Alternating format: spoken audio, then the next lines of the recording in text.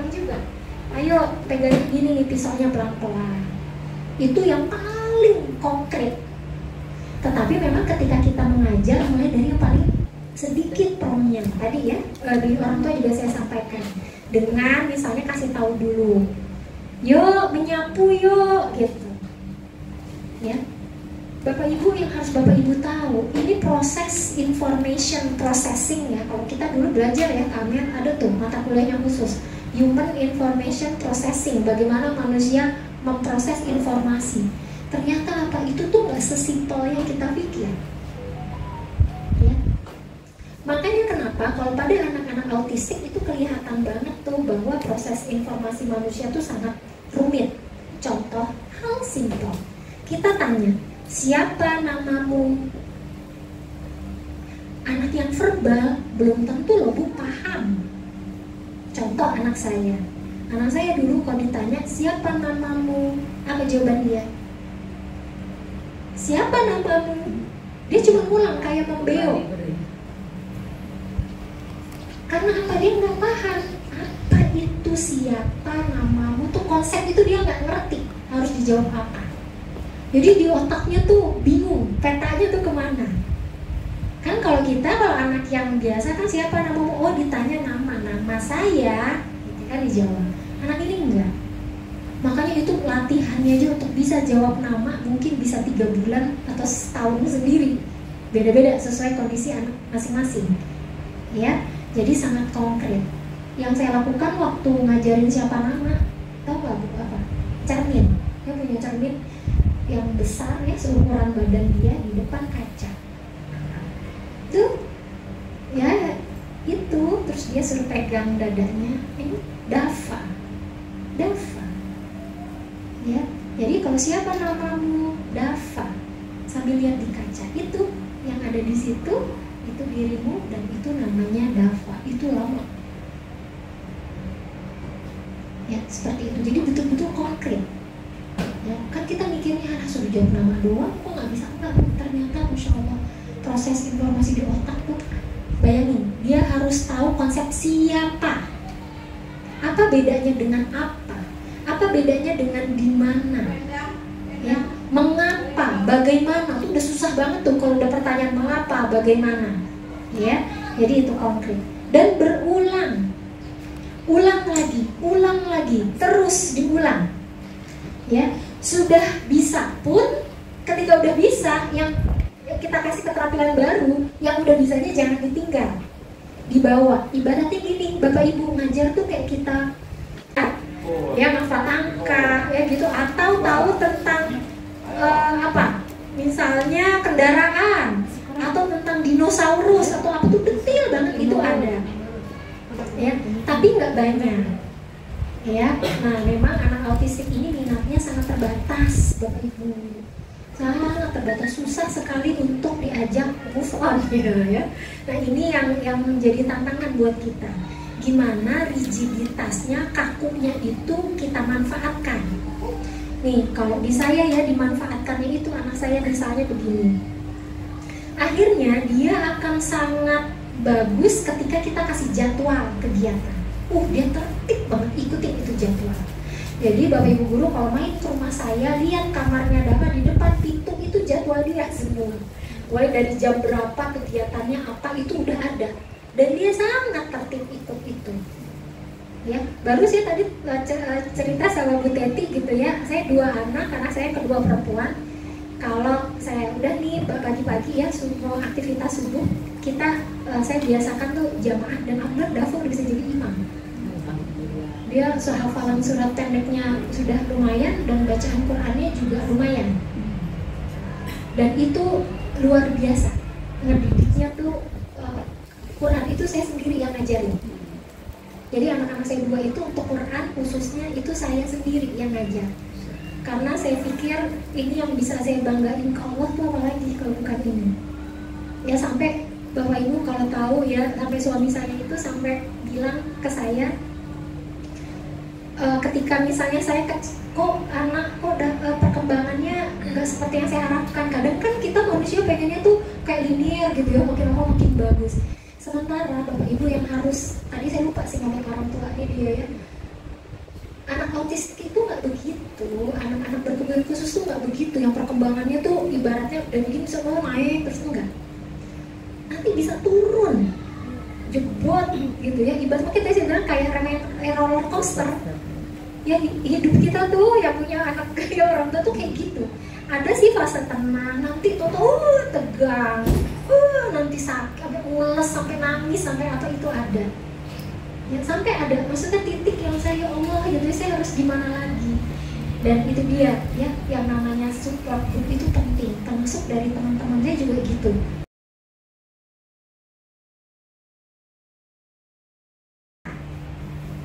Ya, kita pikir udah nih, banyak apa lucu nih, cantik-cantik ya, dibikin apa ruangannya tuh banyak hiasan-hiasannya, dikasih musik kalau dateng itu. Ternyata buat sebagian anak autistik yang punya isu sensoris, terutama di auditori, itu sangat menyiksa. Ya, jadi aman dan nyaman ini kita harus tahu. Ya, seperti apa tuh? Ya, anak kita jangan-jangan dia ya itu tadi nggak bisa dengar suara keras, ya, atau misalnya belajar berkebun untuk yang awal-awal, bisa jadi anak kita untuk tekstur itu dia begini tuh menakutkan Bu, bisa nangis, bisa melting down, tantrum, ya suruh pegang yang tanah, ada nggak yang begitu? Pegang sesuatu, misalnya kalau lem aja, udah gitu. Ya, nah ini kita harus tahu dan mengenalkannya tuh harus pelan-pelan. Ya, atau misalnya apa? Pakai kostum, misalnya 17 Agustus atau hari apa gitu ya, terus atau ada pejabat yang mau datang, anak-anak pakai kostum daerah nih. Yang bu gurunya udah heboh nih, udah sewain baju apa yang bling-bling segala macem ya. Begitu mau dipakai ke anaknya gimana? Wah, nggak mau, teriak. Gatel karena ngerasa nggak pas di kulit dia. Anak saya kayak gitu. Untuk anak-anak yang baru masuk, nanti kalau terima, diajak dulu jalan-jalan. Ini loh ke sekolah, masuk kelas ini, masuk ke ruang prakteknya, biar dia tahu, dibiarin dia lihat, biarin dia pegang. Supaya apa? Supaya dia tahu bahwa ini bukan tempat yang asing.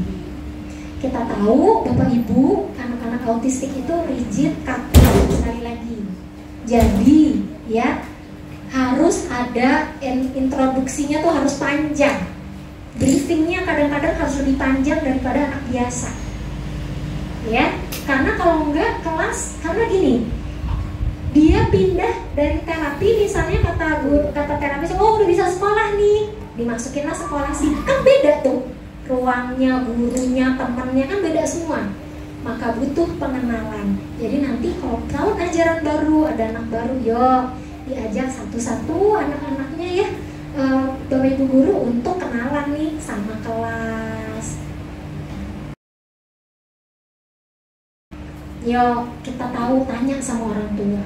Ada anak yang sangat peka suara, ada yang dia nggak bisa melihat cahaya. Kan kadang-kadang anak autistik itu suka lihat tuh gini, ada yang begitu, atau lihat cahaya yang silau dia kayak langsung sakit matanya, ya, atau tekstur tertentu, ya, ketika dia megang ini kursinya beda gitu kan, wah itu nggak nyaman banget buat dia. Ya, jadi masalah sensoris itu penting sekali diperhatikan Bapak Ibu, tanya sama orang tuanya. Ya, makanan juga begitu, kadang-kadang rigid, cuman mau makan nggak mau makan yang lain. Nah ini gimana nih ya sama orang tuanya, yo gimana ngajarin makan supaya berbeda, gimana caranya nih gitu ya. Ya, komunikasi. Meja kursi baru dari beasiswa ya, biasanya kan kayu jati ya. Terus gimana Bu Kiki murid-muridnya? Iya. Biar Nah iya, kemarin kan kelas TK, kelas TK ada orang tua ya, ini kakinya melingkar. Oh iya. Oh, itu saya perlu banget itu untuk anak-anak saya. Udah videoin Bu Kiki. Iya. Iya. makanya tele tuh harus pakainya Iya. Iya. Tapi gigit biasanya gitu dia menggigit itu makanya dilihat juga kalau misalnya dia menggigit berarti biasanya kita goyang-goyangin. Oh gitu. Goyang-goyangin. Nah, ini karena kami terakhir ini lebih besar ya, sisa ini harusnya tangan kita gini. Ini ya. Jadi, tangannya boleh kita pegang. Gitu ya. Makanya kalau menggigit itu memang nggak bisa kita ini ya, nggak bisa kita prediksi ya. Dulu kalau udah gigit ya mungkin kitanya pakai itu dulu. Pakai apa? Kain. Jadi sesuatu ditengkurupin ya Bu ya. Nah, itu kan di bawah kan ini kasurnya kan cukup tebal. Iya, biar nggak sakit ya. Sama masih tebal juga, jangan pakai ini lagi. Pakai matras yang tebal juga. Kasur yang bisa dilipat. Tapi jangan di kepalanya. Jangan di kepala, jangan kena kepala, di badannya. Terus Bu Guru tiduran juga tangan di atas atasnya. Itu juga harus berdua mungkin, soalnya kalau suruh begini kan Pak Ade mau, kalau anak-anak belum tentu mau sih. Masalahnya kalau di kelas kayak kita, saya 4 orang, satu bisa ditangis, satunya lagi yang gue lagi begitu. Makanya gini, sebenarnya harus ada asisten. Ya kan Jangan ketiduran nih. Tapi jangan sampai ketutup mukanya ya, kasih lagi atasnya. Jadi matrasnya ada beberapa gitu ya Bu. Kalau kain gimana? Manusia itu mengeluarkan gelombang, ada vibes-nya, kayak ada gelombangnya Bu, dari otak kita, dari jantung kita, dari paru-paru kita tuh semua ada gelombangnya, dan itu saling mempengaruhi satu sama lain.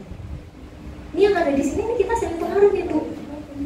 Ya, gelombang yang tinggi, gelombang tinggi itu adalah gelombang-gelombang nih, cinta, empati, menerima, kita berpasrah kepada Allah, tenang, yang pokoknya yang baik lah, itu gelombang tinggi.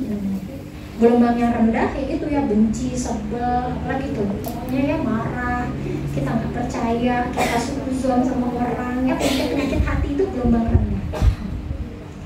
Nah, kalau anak kita lagi di gelombang rendah, misalnya dia marah, maka betul-betul ini sebenarnya ada di sini nih. Poin yang mana nih ya? Emotional safety and trust nih nanti di sini. Itu ya, kalau kitanya di frekuensi tinggi, maka kita akan bisa mempengaruhi anak didik kita tuh juga akhirnya bisa tenang. Percaya deh, Bu Guru harus tetap tenang, santuy ya, Bapak Guru juga nih ya, karena apa? Itu akan sangat berpengaruh pada anak didik kita. Problemnya anak didik kita lagi rungsing karena orang tuanya, kitanya lagi ada masalah juga gitu, datang ke sekolah sama-sama rungsing, gelombang rendah, itu bubar itu kelas, percaya sama saya. Udah deh, udahlah Bu Guru, pokoknya gue ngajar aja udah hari ini dah gitu ya, terserah deh tuh anak mau bisa mau enggak gitu. Karena apa? Kitanya lagi gak fit. Makanya penting banget buat Bu Guru nih semua ya, Bapak Guru juga punya itu tadi vibes, apa sih ya, vibesnya tuh yang enak, yang nyaman, karena itu akan ngaruh nular ke anak kita. Nggak usah jauh-jauh deh Bapak Ibu, bayi nih misalnya ya, bayi nangis ya, nangis terus yaudah deh sini saya gendong, tapi kitanya sendiri lagi ada masalah, lagi gak enak hati, kita gendong, kira-kira tuh bayi tenang nggak? Yang terjadi apa? Bayinya makin kenceng, makin nangis. Tapi Bapak Ibu pernah nggak ngeliat ya bayi lagi nangis terus digendong sama orang terus diam? Tahu nggak kenapa?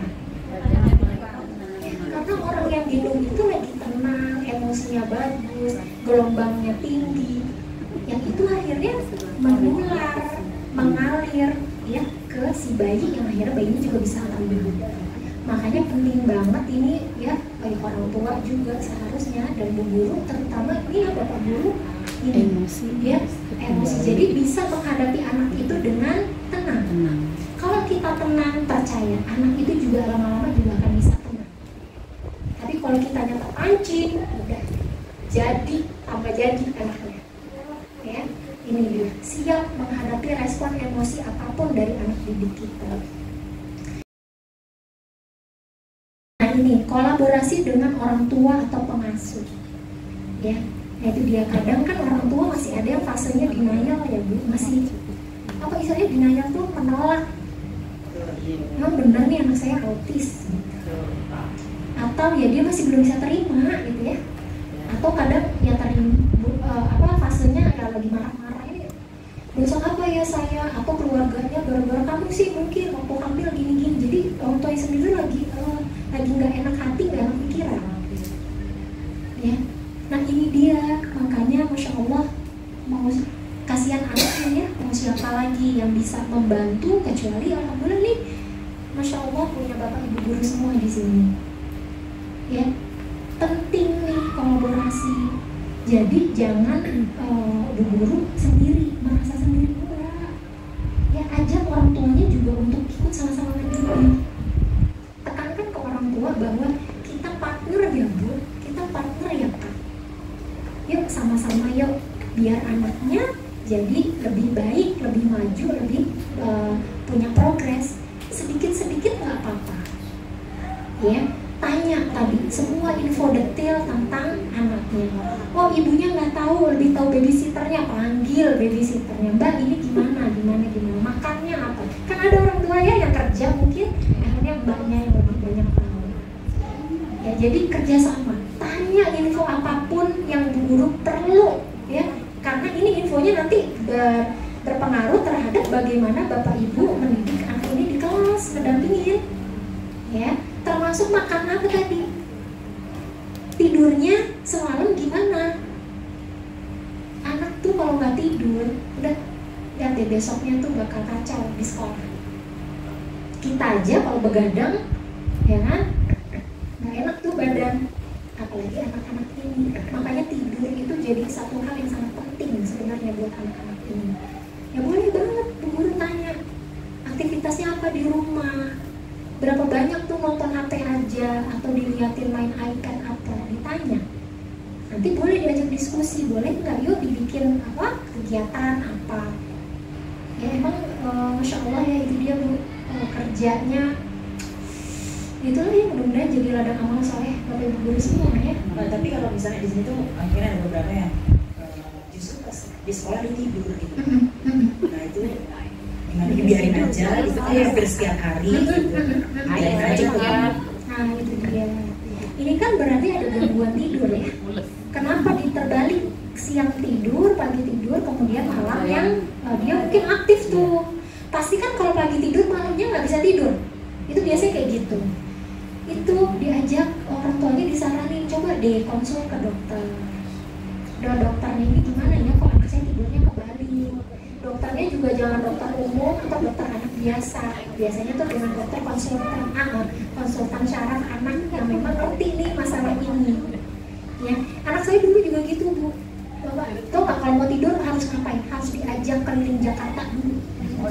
Saya itu suami saya keliling dunia. Kan suka di mobil itu kan ya, di mobil itu kan tuh begitu pulang mobilnya berhenti molek lagi. Dulu awal-awal oke deh, tapi saya lama-lama enggak, saya nggak mau. Saya bilang gitu, suami saya terserah kalau kamu mau. Akhirnya nggak sanggup juga kan, besoknya kerja kan. Akhirnya dilakukan adalah ya udah deh, yuk kita ke dokter. Ternyata memang hampir ada anak-anak juga, ya anak-anak autistik ini yang punya gangguan tidur. Emotional safety and trust ini yang tadi saya bilang. Anak akan merasa nyaman kalau ada bonding, dia merasanya ya dia mau belajar, dia mau dekat sama kita, dia nurut sama kita ketika dia merasa nyaman. Makanya kita harus memberikan kenyamanan emosi dulu. Ya, caranya gimana ya Bapak Ibu? Ya itu dia ya, tenang dulu sebelum berangkat sekolah gitu ya. Pagi-pagi apa tuh, jangan sampai pagi-pagi juga ibaratnya kita di rumah juga bikin apa ya, bikin problem sendiri di rumah. Ya kalau bisa pagi itu tenang semua ya. Nanti soalnya bisa kebawa ke sekolah. Ya. Nah, doa keluar rumah itu penting. Lalu mungkin bu guru mindsetnya harus sekarang saya di sekolah, anak-anak ini butuh saya tenang dan bukan sama Allah. Kalian bisa ngasih ketenangan kan Allah ya, ibu. Jadi minta ya Allah berikan ketenangan, berikan kemampuan untuk dekat sama anak-anak ini. Bu guru pernah nggak atau bapak guru pernah nggak ngebedain ketika bapak ibu guru sedang lagi ada masalah terus ke sekolah? Yang terjadi apa anak-anak? kita datang ke sekolah mah enggak, ini Bu lain lagi ceritanya, udah di tenang-tenang udah dilupain masalahnya yang di luar. Kalau ke kelas mah udah harus siap dengan anak-anak. Iya, harus bikin sakit pun harus jangan sakit lah. Sakit pun nggak sakit-sakit. Iya, kalau nggak benar-benar ambruk, benar-benar itu. Kalau masih bisa jalan, masih bisa ini ya, karena ya kita kasihan anak-anak nggak ada lagi juga. Jangan banyak ya. Iya, itulah ya, Masya Allah ya, tantangan buat ibunya. Mudah-mudahan Allah karuniakan sehat terus ya. Amin. Nah, itu dia, karena ketika kita nggak siap berangkat sekolah, wah itu di kelas juga nggak akan, anak-anak juga bisa ngerasa tadi gelombang tadi itu, gurunya lagi nggak pas nih, udah mulai deh berulah macam-macam ya. Nah ini penting banget namanya ya. Lalu follow up setelah pengajaran. Nah follow up berarti dengan orang tua. Nggak mungkin di sekolah ada berapa jam?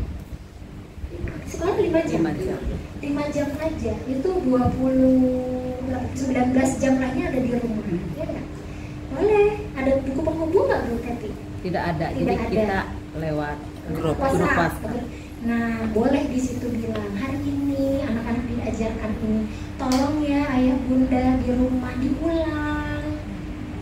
Gitu. Ini loh yang diajarkan, kalau ada videonya boleh, kalau ada susah ya sendiri ya videoin ya. Nah boleh tuh guru bisa kasih tahu, jadi nanti follow up-nya di rumah. Kan kita tahu anak-anak ini harus diulang. Kalau nggak di follow up, ya besok apa yang terjadi? Lupa. Jadi berupa pemberian pekerjaan rumah sih. Bukan beda lagi itu. Bukan pekerjaan rumah Bu, tapi lebih kasih tahu informasi dan diulang yuk kayak pelajaran gitu. Pengajarannya caranya begini, materinya ini, diulang yuk gitu. Kalau perlu bilang aja nih, ya kan kata Bu Fajri kan tadi udah saya kasih tahu, harus diulang-ulang supaya nempel, supaya anaknya tahu bahwa itu adalah hal yang penting yang harus bisa dia lakukan misalnya ya. Nah, ini dia nih penting juga Bapak Ibu, masalah komorbid. Kan kita taunya komorbid pas pandemi itu ya, wah, kenapa orang yang kena COVID tuh akan lebih parah kalau punya komorbid, misalnya apa tuh diabetes, hipertensi, itu akan makin parah gitu ya. Sama Bu, ternyata komorbiditas itu bukan hanya pada penyakit fisik, tapi juga pada penyakit gangguan mental. Ya salah satunya termasuk dalam gangguan perkembangan anak-anak ini, salah satunya autistik. Jarang banget kalau saya bilang malah ada nggak ya, kayaknya jangan pernah, nggak ada deh. Saya belum pernah nemuin anak autistik, pure autistik doang, enggak. Pasti dia punya tuh penyerta lainnya. Ada yang bentuknya fisik, contohnya misalnya epilepsi, ada ya seperti itu. Tapi lebih banyak yang memang ke arah psikologis ya. Nah di sini kalau kata Betaji ini dia bilang apa?